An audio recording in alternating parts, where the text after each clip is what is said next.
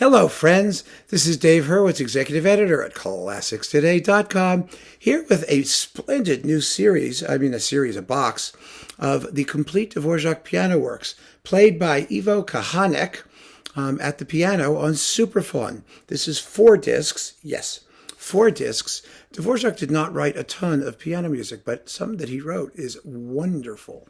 I mean, really wonderful. And not all the things that you may have heard of. You know, it's very funny. Dvorak is often considered not to be a piano composer because he was a string player, he was a violist or violinist principally, but he was also an organist and he was also a pianist and he knew as much about playing the piano as anyone who ever played the piano. Basically. I mean, that doesn't mean he was that great himself personally, but he certainly was comfortable at the keyboard. He just didn't have many opportunities because he was not himself a pianist to write piano music for other pianists. I mean, that's sort of the way things worked back then, right? You know, Brahms wrote a lot of piano music. He was a pianist. He could play it himself, or he would find other people to do it. But most of the time, he was playing it himself. So let's just look at what's in here. Now, you know, there is another Dvorak piano music thing in the Supraphon Dvorak edition, and with Radoslav Kvapil, and that's quite good too. It really is. But I think this is better. There's more music, first of all.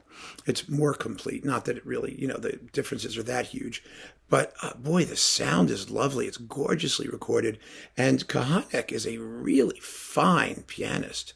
I mean, he has a wonderful sensitivity, a beautiful sense of sonority and rhythm, and I really enjoyed these performances. So I want to tell you about some of the major works here, which you may not know, and then you can listen to some of them themselves. First, the Silhouettes, Opus 8.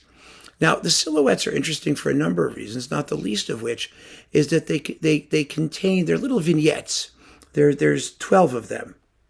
And they range from 2 minutes, 2.5 minutes to 51 seconds. I mean, you know, they're little pieces, but you get the tunes from the first couple of symphonies in many of them. So they share a relationship to those early works. And it's particularly interesting since, you know, the first symphony with Dvorak thought it was lost.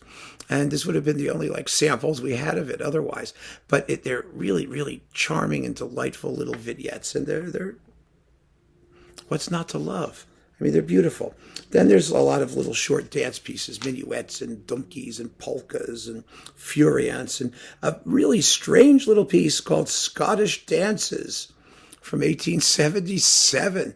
Play that for your friends and ask them who wrote it. It doesn't sound very Scottish at all. It really kind of sounds more like Dvorak.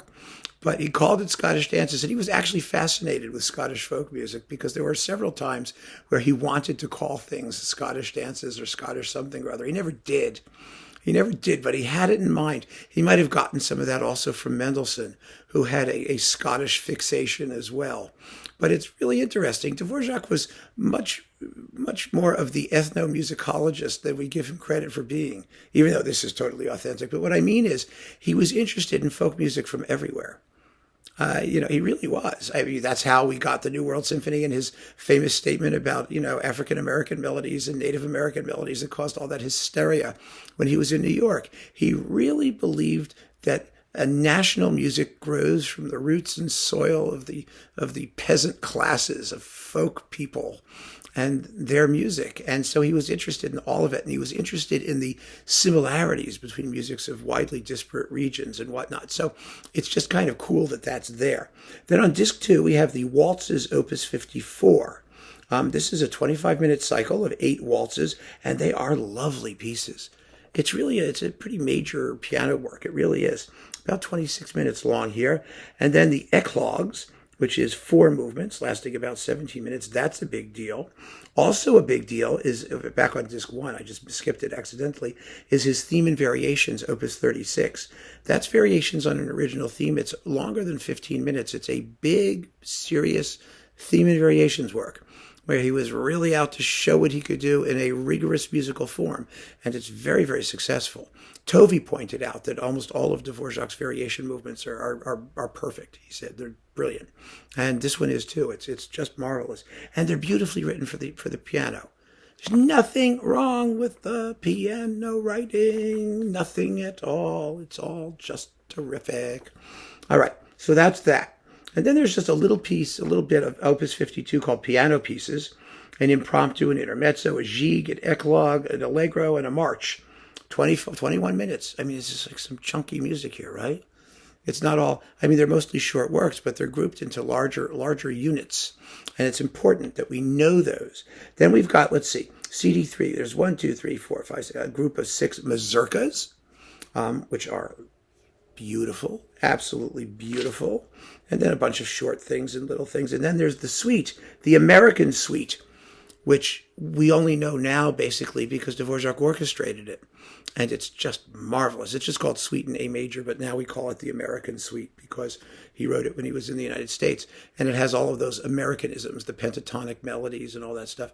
It is a beautiful, beautiful work. And Dvorak thought it was, at the time, his greatest piano work. He was very, very proud of it, and it's a very effective solo piano work. It's great fun to listen to, both in the original and in the orchestrated versions, by the way. Since I did a chat on, orchestrations of things, and one of the most famous, of course, being Dvorak's own Legends and the Slavonic dances, he did quite a bit of that, and the American Suite was another one, and it's wonderful. So do listen to the original piano version. This is just a beautiful performance. It's rich and sonorous, and lively and lyrical by turns. It's just gorgeous. And then on CD4, we get just 2 works. The Humoresques, which everybody knows, especially number 7. There are 8 of them,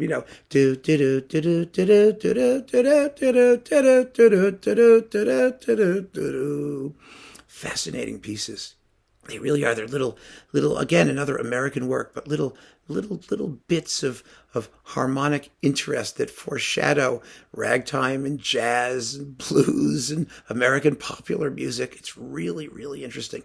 I did a talk on the Humoresques, a separate video, which I urge you to have a listen to because I play samples there, and it's very, very interesting to hear, what Dvorak was doing with harmony, particularly in these works, and what must have fascinated him by the stuff that he heard while he was in the United States. And then there is a pre-United States piece, his Opus 85, his largest piano work, the Poetic Tone Pictures. This is sort of like Albéniz's Iberia. I mean, it's 12, 9 through 21. How many of these suckers are there? Yeah. 1, 2, 3, 4, yes, there's 13. 13 of them. And some of them are quite long. Some of them are almost 7 minutes and 5 minutes and 4 minutes and whatnot. They're serious pieces. Each has a poetic title.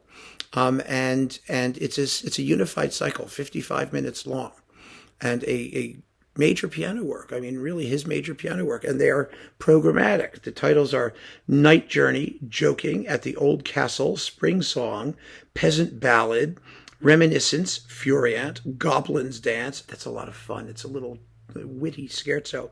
Serenade, Bacchanalia, Tittle Tattle, At the Tumulus, the grave, and then Svatahora, at Svatahora, which is a location. And what a wonderful, wonderful cycle of works it is. Absolutely beautiful. And these performances, like I said, by Ivo Kahánek are beautiful. They are drop dead beautiful.